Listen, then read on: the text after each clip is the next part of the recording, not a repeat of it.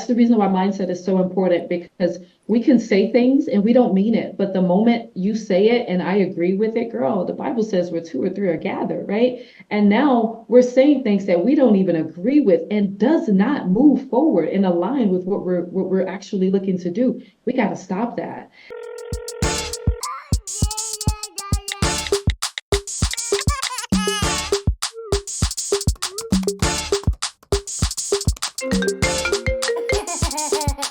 And it's a ticket talking Mazda for the biggest. That's a comma and a comma and a comma. Gotta get it. And it's a ticket talking Mazda for the biggest. That's a comma. Hey, Coach T, thank you so much. This one has Hello. been a long time waiting.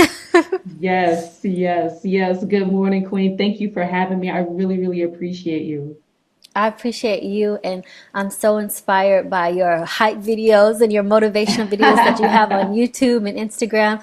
And I was just like, I have to talk to you and have you so you can hype these mompreneurs up. But first things first, like, can you share a little bit about your background? How did you become the powerhouse that you are now? Oh, thank you. I appreciate you. Oh man.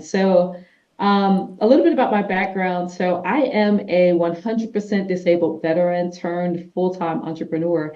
And so, I started out in the military and really learned to become a leader, in my opinion, a better leader from the military and everything that I learned from there. But then I was injured, and my military career came to an abrupt ending, where I was injured pretty bad. Had to learn to walk and talk again, and a lot of things that a lot of people don't have to experience. And so as a result of that, I lost my military career. And if I can just be honest, that's what kind of started, you know, this journey of entrepreneurship, if I could be honest. And so that's a little bit about my background. That's the quick and dirty. I don't know how long you want to go into things, and so I want to make sure that I respect the space. But I really, really started this, and the who I am has all been as a result of the experiences I've had in my life, as well as who I am now. I like to tell my clients that, and anyone who will listen, because that has been my mission. I feel like my life has come into three phases.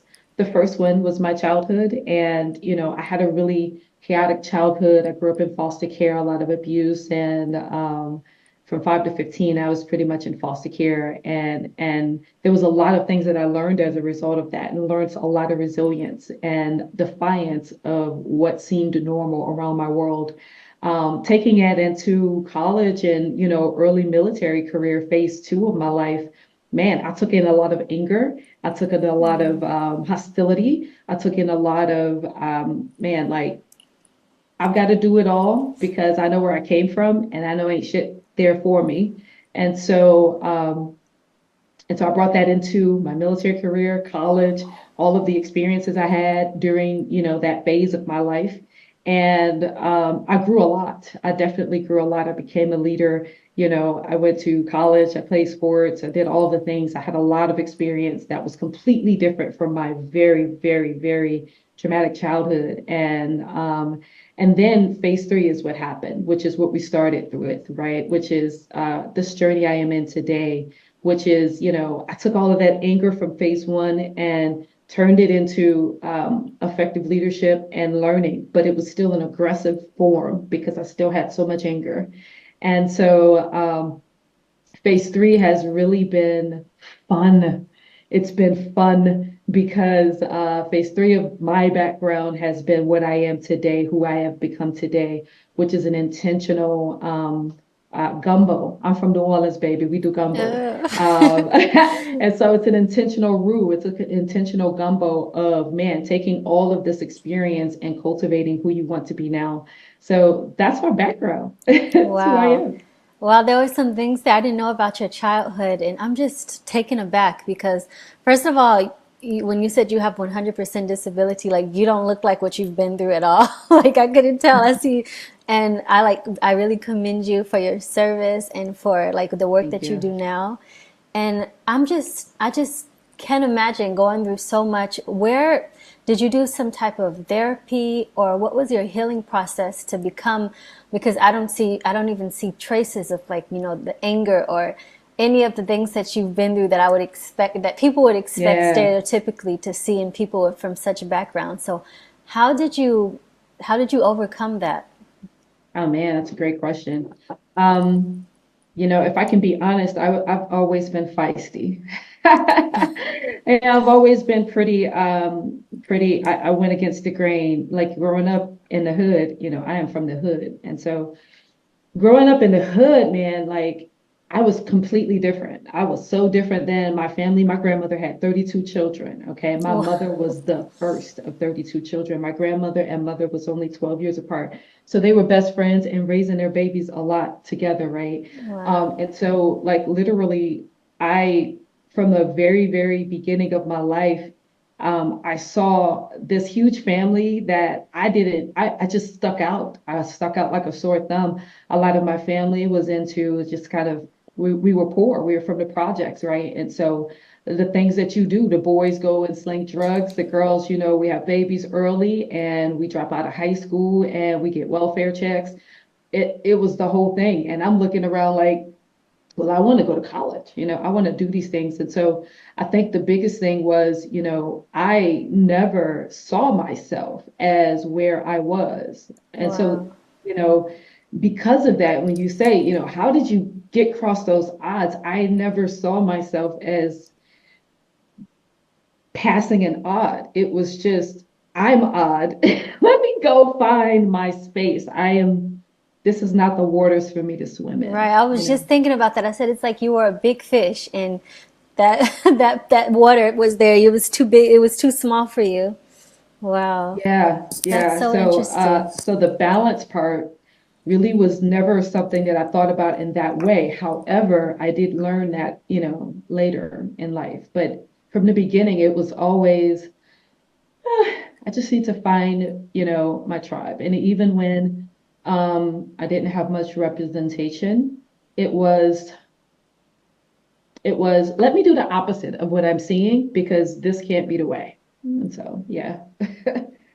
Well, that's something special that you had. You were an outlier in your environment, and then even going like ahead, you didn't let injuries or foster care or anything keep you back. You were always, I guess it was something in you that just told you, and you were in tune with that voice that you know that you were going to do bigger and better things eventually, and you eventually, like, here you are doing bigger and Uh, better things. And what age did yeah. you end in foster care? Because you said you came from a really large family. So I think my memory, I started foster care 5 years old. And so from 5 to about 15, or 16, somewhere around that range, I was in foster care. And then eventually after that, I was out of foster care and just kind of on my own. Just kind of on the streets of New Orleans because I kind of ran away from the foster care system. It was not good. A lot of Yeah. abuse and a lot of repetitive abuse because there were a lot of foster care guardians that were abusing the system. And so, me being once again that defiant little lady was just like, I could do better on the streets than how y'all are treating me. And so, it was just for me too easy. I can figure this out on my own. And so, And that's you what I did. did. Wow, that's okay. So you just seem like a special person. I was like, what can people that are maybe have been through something like that? What do you have any advice for them? But it seems like I'm sure you do, but it also seems like you have something special in you. Like I'm just trying to think somebody who maybe doesn't have that inner voice. They're Oh like my gosh, completely no, no, broken no. down. No, no, no, no. No. No, we will not speak that. We will not speak that. We've all got that thing special in us. We've all got it, okay? The only difference is most of the time we focus on our emotions. We focus on the thing that we're in, right? I'm focusing on the fact that I'm homeless and how hungry I am, right? And most of the time we are so warranted in focusing on that. But when we're focusing all of our energy on that, what can we not focus on? We can't focus on moving forward. It's it's very difficult to focus on both at the same time. We've got to pick one. And most of us are only focusing on what we're in. And it's not our fault. We've been conditioned to do that, right? We've been told since the beginning, especially women, that when we cry, we it's okay. Somebody's gonna come and console us and things like that, right? And so, no, there's no difference between us except for the actions we take. That's it. The actions we take and how many times we keep moving forward, regardless of how many times we get knocked down on our asses and we just want to stay there. That's the difference. Yeah, That's shifting the focus. That's something that you said now that really resonated with me now. It is like I'm trying to think of every time I overcame something, it was doing just that, where I'm not going to focus on this, I'm going to focus on this right now. And that shifting, yes. that's something that just, I was like, wow, that I had an aha moment as you were talking. Coach T in action, y'all. Go, girl, let's go. We've got to change those thoughts, right? Yeah, And that's the reason why mindset is so important because we can say things and we don't mean it. But the moment you say it and I agree with it, girl, the Bible says where two or three are gathered, right? And now we're saying things that we don't even agree with and does not move forward and align with what we're actually looking to do. We got to stop that. And so the first thing we've got to do is say, no, no, no, no. That may be our reality right now, but let's be real with why. And if it's because we're so focused on what's going on around us, then we've got to take some responsibility in that. The moment you did, just like where you right. are And you and caught your me head's right down, there. you got it. You And got it. but I just you have such a way of like knowing what to say at the right time and catching every word. Is that a talent that you've always had, or is this something that you cultivated? I guess I'm getting into your professional career. Like, what inspired you to become a coach, and when did you know, wow, I have a gift, and I want to share this gift with other people? Good question. Oh man. So I'll be honest with you. Coaching just really inspired me, right? It came and jumped on me. It was not the other way around. From a very little girl, I've always known I was different. I told you that. I knew I was going to be a leader. I told you that. How? I didn't know that. For the longest, I thought it was going to be in corporate. And then I thought it was going to be in the military, right? And then I thought it was going to be corporate again. I think the biggest thing was me seeing that my ability to continue to lead lied in entrepreneurship, and the ability to continue to teach, which is something that I had always loved. And in the military, they cultivated that. The moment you get off the bus, I'm talking about boot camp, baby. The moment you get off the bus, you still wiping your eyes because you crying because you miss your mama. You get off that bus and you are in charge of someone and someone is in charge of you, right? If you're skinny, then you're in charge of the fat people, right? I'm just being real. You're in charge of them and it's your job to make sure they look like you by the end of this. And you're like, oh shit, listen, I just got dropped in the pond and now I've got a responsibility. Yes. And so that is very, very much something that is ingrained in everyone that goes in the military. But what about the people that are not? What about the people that are not in the military? Well, they get it from different areas, right? But we get it like a straight shot to the head. And so to the head like adrenaline, not like a shot, right? Yeah, I wanted to make sure I said that, right? Because you're yeah, talking about military. Let's make yeah. sure we fix that. And so how that translates is I just love to teach. I love to make sure I elevate, pour into someone because I love to be that what I didn't have for myself. Coming out of the military, especially at the time I did, and being injured and not looking up and not seeing anything familiar, not having anyone in my corner, not feeling like I did, feeling alone. It was just like, man, I looked up and it's like, who can I get for help? I didn't see anyone. And so Wow. this is literally the result of me deciding to be that person that, when someone in the military or not, right, a woman that is broken and just really need a reset. Just really need to start with step one. Just get your, hey girl, just get your mind right. It was really okay. I have a business management degree and I also have a project management degree, right? And so I am very, very meticulous when it comes to like, let's step this thing out. And that's what it was. It was a combination of let's do everything in the military by the numbers. And I can take these numbers and translate that into the civilian world where these women can understand exactly how they teach us here right? Because it's universal. The moment they give it to us by the numbers in the military, then we all know how to do it. That's not by happenstance. They gave us a set of things by numbers. If I do it over here, we can yield the same result.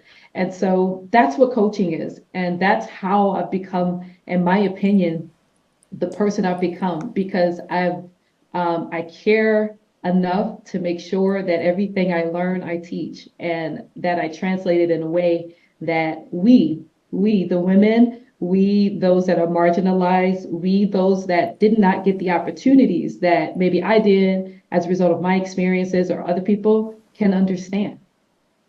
Right. And that's who you work with mainly with veterans and women?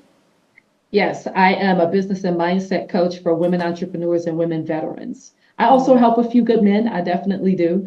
But that's my main focus, being a veteran myself, being a woman myself, and watching. Whew, I get emotional every time I think about it, how that translates, how it translates into civilian when you go from military to civilian, where in the military you have such a skill set, right? But you're still a woman. And so even though you have a skill set, you're still at the bottom of this totem pole. You go out into the civilian world, you have a skill set that now makes you a senior in this high school. You're no longer a freshman, but your mindset is that of the freshman still, where Mm. you still felt you had no skill set, right? Because that was the environment you came from. So now you're over here and you're still just trying to figure your life out, but you've got so many skills that you can give. You've not even thought about it in that way because you're still trying to figure out who you are and re-identify. And so it's been fun. It's been fun, putting the pieces together. Wow. And how did you transition? Like you said, you were in the military and you got out of the military, then you said you were in the corporate world. Did I understand correctly? Yeah. And how was that transition from those seem like two very different mindsets and areas because military is very, systemic, and then entrepreneurship is very, I feel like you have to be a quite of a free thinker, take risks, think outside the box. How was that transition? Well, I'll be honest with you. For me, it was not much of a transition when it comes to the outside of the box thinking. I had that all in the military. I was Mm. definitely the one doing extra push-ups because I spoke my mind. I was definitely the one. That's why I had to hurry up and become a leader so I could have other people do push-ups because I was like, this is for the birds, right? And Right. so, so to be clear, I always had opportunities, right? I went through OCS, officer candidate school. I had the opportunity to be an officer. I had the opportunity to be a leader in the military. And so because of that, that entrepreneurial mindset was there. But to be clear, it's in the military no matter what your rank is, just because of what I explained Mm. before. So translating that is just learning business, to add to this leadership that you already have. And Wow, so that does. It sounds like a nice marriage. The leadership that you received, the leadership and the confidence that you got in the military, plus yep. the business coaching. Yeah, yeah. And that's in my opinion what lit, just a fire to it because it was not starting from the beginning. It was literally honestly, I have all of these leadership abilities and skill sets, and it was putting a roof around it, Right. around And all if, of these different yeah. houses. And even discovering like what coaching is. I remember that I was always interested in nutrition and health, and I just didn't know what I wanted to be. I didn't know there was such thing as a dietitian until I was reading an article one day, and I was like, "Oh, this is such an interest." I just happened to look at the author, and it said like some name registered dietitian, and I was like, "Oh Mhm. wow, that's actually a profession." And that's how. So it sounds like you had those components in you. You just weren't sure like what to call it, and then you got exposed Yeah. to the coaching world, and you were like, "Ah, that's my calling." Is that like? Do I understand? Yeah. So that's exactly right. My first introduction to anything entrepreneurship when it came to coaching and leading was healing from my own injuries. Like I said, I was injured pretty bad and I had to learn to walk again and talk again. And the doctors had told me that I would not be able to hold my child again. At the time, he was 3. He's almost 19 now. Oh. But that was a moment of defiance. Once again, I'm a lady from New Orleans, baby. I'm a Cajun spicy little girl. You're not gonna tell me what I can't do. Okay. Exactly. And so listen, that was defiance out of this world for me. And in that defiance came a space where I really, really um decided that I was going to teach in a different way, do things differently, become the person that was going to defy everything that someone told me that I wasn't going to be able to do. And so that was different for me. It was and it's still the case, right? That is one of my North Stars, if I can just be real, which is everything that someone says that I can't do or you can't do as a woman, I'm gonna go try to do it at least once, if I want to. Amen. I'm gonna prove you wrong because so far I've been able to. Um, That's the attitude. yeah, yeah, that's a whole girl. Listen, that's a whole mood because we are so much more capable than what we allow ourselves to experience in our lives. And most of that is because of how we've been conditioned. And so, when I have the conditioning that I listen to what doctors tell me, I listen to what people of authority tell me, then that means that I will not say that they're wrong. And so, had I listened to that doctor, I'd still not be looking to pick up my child. But instead, I defiantly went to the gym and I defiantly decided to go to the gym so much that it led to an opportunity for people to want me to coach them. I got so much better. They went from seeing me walk with a cane to getting in the gym, and now they're saying, "Can you coach me?" That's what started my entrepreneurship journey. Wow. I became a personal trainer. 2020 is what allowed me to scale because at that time everyone was going nuts in the house, right? They Right. they were gaining weight and they were kind of losing it and needing some life coaching. And I was doing both just as a result of who I was and who I'd become. I was just been that leader. I was helping a lot of my clients through some mindset stuff anyway. And so after getting a certification or two and things like that, that was my opportunity to scale. I realized at that time I Wow. was trading dollars for hours and I could only do 1 hour slots at a time. And here I was in my gym inside of my two-car garage during, the pandemic, bringing clients in and renting my gym for other personal trainers that I knew. And I was like, man, I'm making bank, but I can only make as many hours as I have. So I brought that bad boy online, created the self-care retreat, which is my private development community for women entrepreneurs and women veterans, and scaled, started bringing workouts in there and different coaches, yoga, mindset, personal development. And so I was able to charge a monthly rate. And that is how I first started out as a personal trainer, scaled, and then became, just kind of the coach of that. How I got to where I am now is that I partnered with some other coaches that wanted to basically allow their spaces, whatever they were doing, to have a value add, to have a value proposition add. And so they contribute to this community and they bring their community in. And so that is what allowed me to now be where I'm at now, which is I have a community of coaches that I partner with to help other women and women entrepreneurs, women veterans, and a few good men to 10x their businesses. They usually already have clientele and tribes, and they're looking to find ways to infuse additional value into their tribes in some kind of way.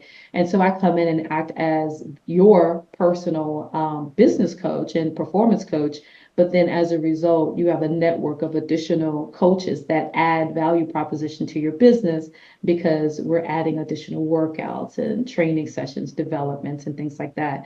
And so that's where it's scaled to, all because I guess the doctors told me I couldn't pick up my baby again. Wow. And we just got so many gems there from like business beginnings and scaling. And I like how you said like not exchanging your time for money because time is more valuable than money. Wow, there's so much there. I have so many questions now just from that right there. Well, I'll start with that because that's something that I'm realizing now. The scalability and the earning potential there is with collaboration. Can you speak more on that? How you got that idea? Is Yes. that to scale by collaborating with other coaches? Because I feel like that's kind of where we're going now. That's like the next trend that I'm seeing now. Or maybe I'm new. I'm relatively new to this world, but maybe it's been there all the time. But I just noticed that more and more. Yeah. Yeah, yeah, absolutely. So once again, military girl here, I've always believed in the power of a team. So I will be very clear that the trend or the theme or idea of scalability by with the power of other people or collaboration is something that I look at and I just say, oh my gosh, really? It's old school. But I also recognize and realize and respect that a lot of us are not doing it, okay? And that a lot of us are leaving opportunity, value, and additional reach and impact on the table, right? I hadn't even said money. That was the last thing on the totem pole here. So that's the first thing I'll preface it by saying. Now I'll say that, yeah, completely. I think that when it comes to women in business, as you are looking to grow your business, one of the things that you've got to truly consider is who can help you to scale the fastest? How can you partner with someone that has a skill set that you don't have that your clients need, right? And does not always have to be a currency trade. And so that is something that is huge. The power of the team, 10xing, increasing your value proposition by simply partnering with someone that has a monthly masterclass that they do anyway, right? They do it for Right. their community anyway. Sis, can I tap into that Zoom link? Can I put that Zoom link on my calendar? Can we share community here? It's very Yeah, simple. it's a It's win. already on her calendar, you know? Right. And so, but we're not thinking that way just because we've got our heads down and we're so bogged down. Remember, on the energy and the emotion side, not the action side. I'll keep saying it because it's the same thing. I can Right. show it to you in every single way. That's the whole point of a mindset coach, to really show you these emotions and these energies that you are following versus the actions that you should be taking. And they go hand in hand. Sometimes I also think it comes from, okay, there are two things, because I remember a while back where people were just taking pride in the fact that they're like solopreneurs and they only need to hire like an assistant and they like make all this money. And I think also, because I played team Hmm. sport, I also believe in the power of like teamwork and collaboration. But I feel like also some Yes. people believe in like solopreneurship and like, or just not collabing so much or sharing communities because more of a, like a scarcity mindset. And I feel Yes. like everybody has so much off, like a person, even if I'm collaborating with another dietitian, she is like what she teaches is going to be so different from what I Yes. teach, and we have different styles. And so I just think people need to like kind of get out of their head where there's enough for everyone. Everybody Yes. has a unique perspective to share, and like I really like I Yes. like how you explained that, like the benefit of collaborating and sharing communities and the people benefit, the people, your audience, your followers, the people that you're supposed to serve can get more by, they'll get you and then it enrich their lives with somebody else's take, and and Yeah. vice versa. Yes, yes, I love that. I love that. And so listen, how do we take that wish and turn it into action, right? I Yes, wish tell that we us. take, so I love the idea of turning the wish of how can we collaborate more and just see it that as action. The first thing I think of is that thought is a habit, right? That thought is a habit. The thought of um, I do better alone is a habit. The thought of not everyone understands me, or I can go faster by myself, all of those thoughts are Yeah, that's habits, right? And they're habits repeat. I can. I can go down a list of thoughts here. But even in your question, right? If you think about it, that's a habit, right? The thought of that is a habit. All right. So every single habit that is repeated over and over becomes a belief, That right? part. It becomes a belief, that part. And so it is no longer a habit. You don't even have to you don't even have to open your eyes to get up and go pee in the middle of the night. It is now a belief. I know that door gonna be open, that toilet seat gonna be out, gonna be ready for me. You feel me? And so you got to think about it like that. You've done it so often. You've worn those shoes so often, baby. It got the grooves, okay? It's not going anywhere. That is what we're doing here. We're changing some repeated habits, and we're changing it to the things that we need to be doing to snatch our lives, to snatch our mindset, to snatch our businesses, right? Our relationships. We're changing actions in our lives. We're changing actions. Changing Okay. actions. Yes, we're changing the Yes. actions. We're not focusing on changing the emotions. Okay. Because we can sit in that all day long. I can ask myself, why am I so upset? So long that I get upset about being upset. I've been there, right?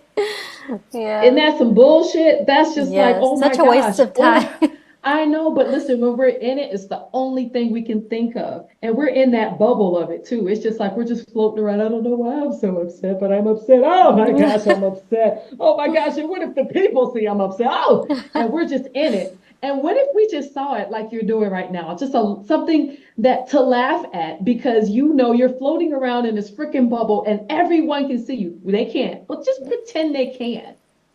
You would look at that and say, oh my gosh, I'm floating around in this damn bubble of stress. And all of this work is sitting over here for me to do. Right? But we can't see it like that because it's the opposite when we're in it. We see the world as that bubble of stress. And that little thing we've got to do is so small that it's just floating around and it's a little particle and we can't grab it. And so that's what we've got to say. Switch that, right? Yeah. That's what it is. Our emotions, we need to learn how to control our emotions so that they are never as big as the actions we need to take. And the way that we do that is repetitive actions, repeated over and over again. When we tell ourselves that we're all in our feelings or I'm depressed instead of I'm feeling depressed, we're not separating ourselves from the Hmm. identity of that. So now we're sitting around just feeling like acting like we've got to be depressed. Yeah. If Just I'm that feeling one, that depressed, word, like I'm depressed. It's like you're making that your identity, got owning it. that. No, no, no, You no, got it. no. We don't want Yeah. that, right? No. Anything we say after I am is extremely powerful. We got to make sure it's words of intention. Yes. Yes. Noted. That's a gem Yes. right there. Okay. You mentioned your son, and this is a podcast for mompreneurs. Do you consider him like a driving factor too to your motivation to for your work? Girl, he is the factor. Girl, listen, don't make me cry. Because listen, I'm an emotional cancer. I tell people all the Me too. time. Oh, When's your birthday? girl. I'm also a Cancer. I Don't know make me cry you. about my You baby. speak. You I'll preach. be over You here. preaching to I the love my choir. baby, my baby, Yeah, my I baby. Okay, know. so listen. So I will give you a quick one. Yes, that is the reason I do it all. Um, Christian Alexander, I don't talk about him much because he's asked me not to, right? He's a very private young man living his life. I'm Oh, so proud of him. But yes, he is truly my motivation for it all. He was born 3 pounds, and the doctor said that he too was not going to live, and we fought through that thing. And you didn't take he's my that. miracle baby. Girl, listen, I do not listen to doctors. If I know anything else, I know they don't know nothing about me. Okay. And so baby boy went from a little preemie to now a very grown man with hair on his face and all of the things. Oh, But during all of those times, man, every time I looked at him, I was just like, man, I'm gonna make you proud one of these days. And wow. when I had him in that second phase of my life, we talked about those three phases. When I had him, I was still angry, right? Remember, I told you I had brought over all of that anger from Mm, phase one, and it was just settling. So it was rooted in everything I did, including that baby, and in that militant way that he got taught. And so, I spend a lot of time now in this phase working through that and making sure that he knows, man, listen, dude, I was going through PTSD, Yeah. I had did all kinds of things, and now as an adult, we can talk. But he is the absolute motivation. And not only is he the motivation, but he has been someone that has helped me in the business. He Wow, gets that's paid amazing. in this business. Yes, that's what I'm There's talking about.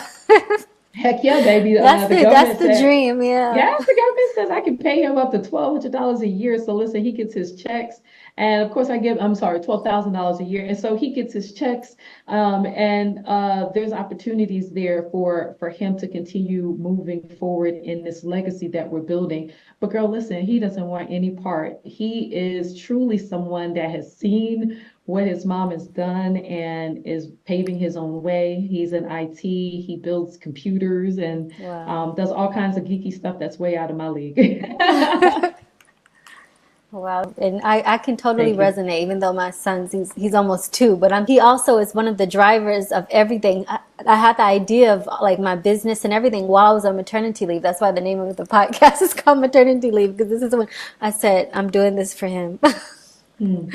And It's a strong driving force. It's a strong driving it force. is. I'll bring it up one step. It's not the only step for me. For me, I am aggressively seeking generational wealth for my family, and not just in financial, but also in the change of mindset. There's a lot of change. I just told you where I was from in phase one. Yeah. There's a lot of change, and borrowing into that means that the next generation and the generation for, where my cousins and we all grew up in this certain way, our kids are going to college and they're doing things differently, right? And being able to provide a platform for them is an extremely moving driving force for me, and it makes me get up. But the thing that, the mission behind that driving force, the plan in which I'm going to execute, right? Because that's the mission, the plan.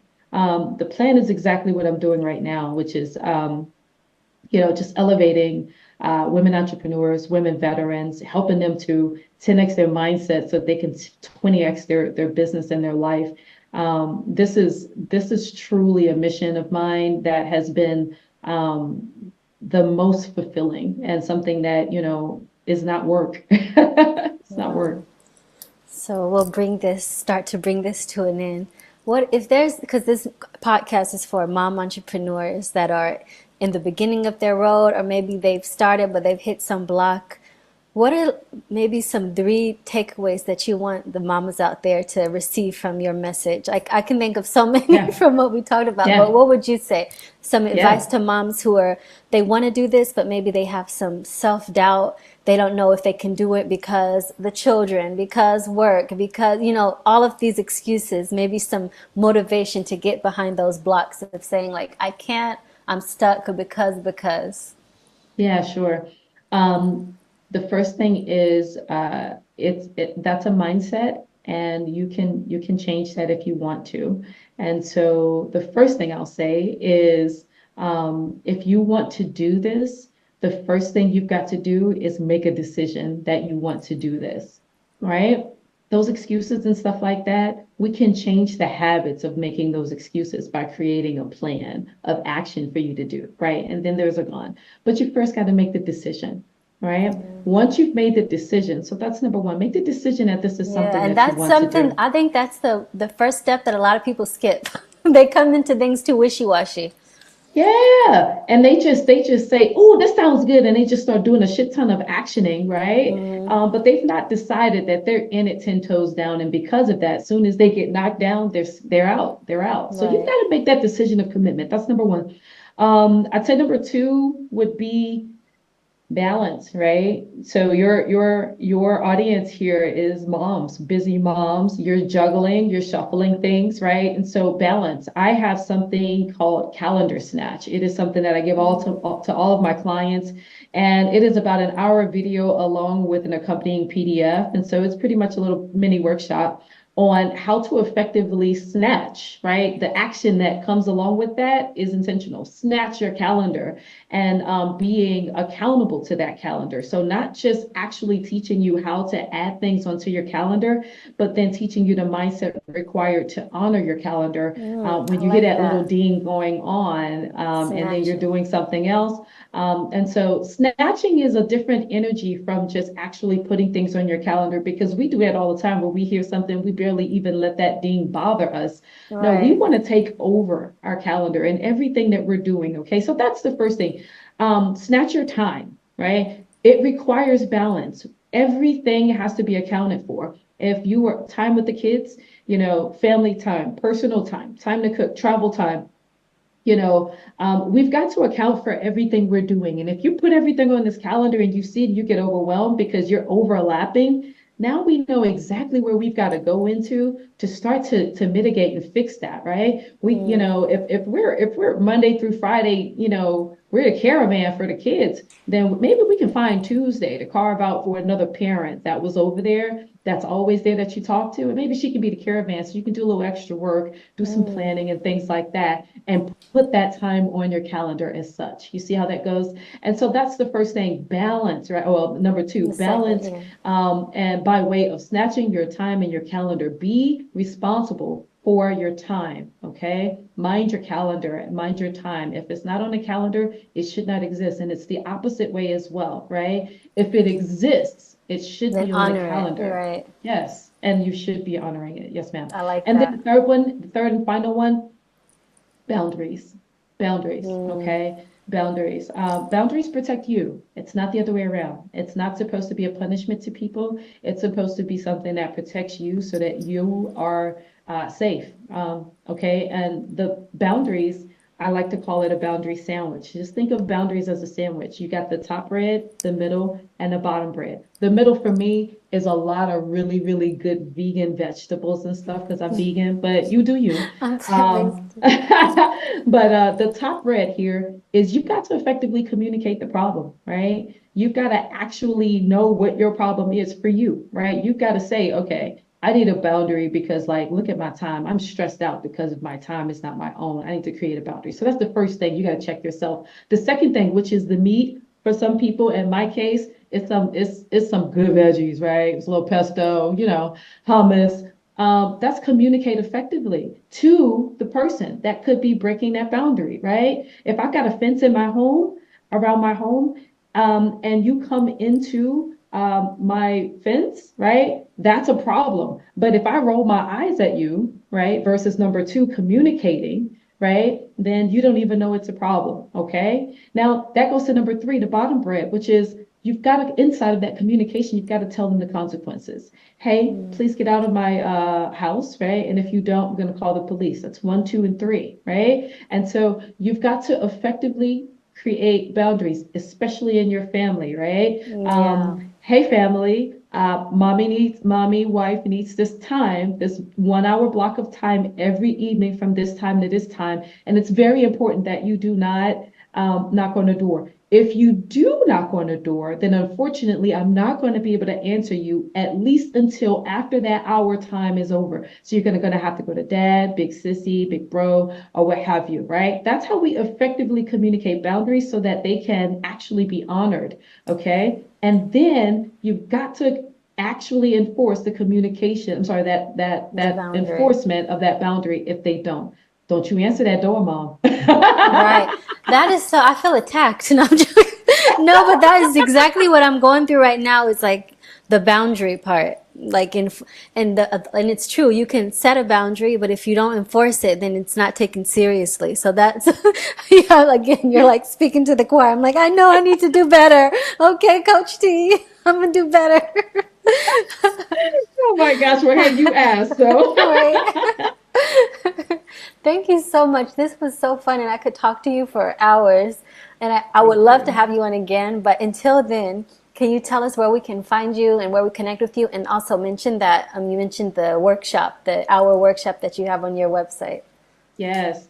Yeah. So you can reach me at I'm on all platforms at Fit to Live. So Coach T underscore Fit to Live is my Instagram, and then everywhere else at Fit to Live. And that's FYT number two, LIVE. My website, www.fittolive.com. That is my website. So that's how you can get in touch with me. I want to make sure I say this. In addition to the other link that I'll make sure that I send to you so that you can add to the show notes, Perfect. I want to say that I'm really big on actions, if you can see. And so because of that, I wanted to offer you an opportunity to actually act on some actions, right? I have a actionable, Yay. downloadable spreadsheet that is an action tracker. It takes your goals and it actually breaks down your actions all the way down to your daily, from your monthly, quarterly, and yearly, right? As long as you put your goals in there. And I'm happy to share it with your audience. Okay, I'll make sure you have it in the show Thank notes, you. but you're very welcome. I'll make sure you have it in the show notes. But in addition to that, it is my website, www.fittolive.com/action. And so that's how you get to it, FYT2LIVE.com/action. Thank you so much, Coach T. This was an You're awesome welcome. conversation. And like I said again, I would love to have you again in the future. So much success to you. Keep Yes, scaling and creating your legacy. I know so much. people I are going to appreciate love you, this. Queen. All right. Bye, y'all. Bye. Thank you so much for tuning in to Maternity Leave. I hope you found value in this episode. Your support means the world. By subscribing, leaving a comment, and sharing this episode with another mom entrepreneur, you'll help it grow and reach more incredible guests who can share their insights and guidance. Until next time, take care, love on your loved ones, and make it happen. You got this. And it's a ticket talking Mazda for the biggest. That's a comma and a comma and a comma. Gotta get it, get it. And it's a ticket talking Mazda for the biggest. That's a comma and a comma and a comma. Gotta get it.